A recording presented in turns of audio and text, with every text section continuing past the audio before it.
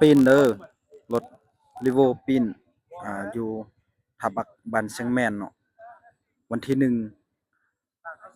วันที่1เดือน11 2025เบิ่ง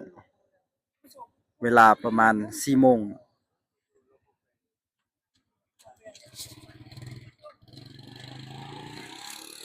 เจ้าของเขาไปซะละทหาร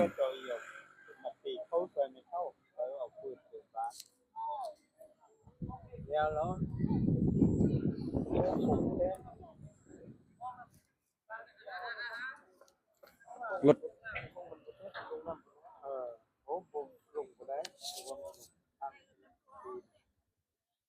รถ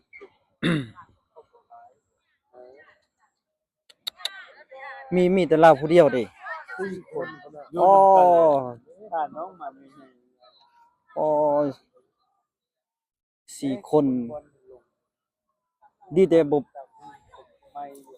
ดีแต่บ่เป็นหยังเนาะบ่บ่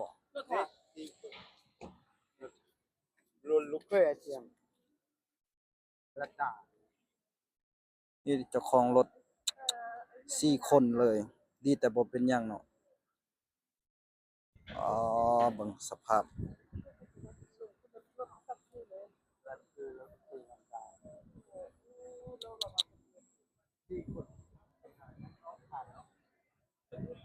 เจ้าของรถเนาะนี่ปลอดภัยหมดเด้ออ๋อดีแท้เนาะมันพังตึกกำลังเขาอยู่ไปโดนอยู่บ้าน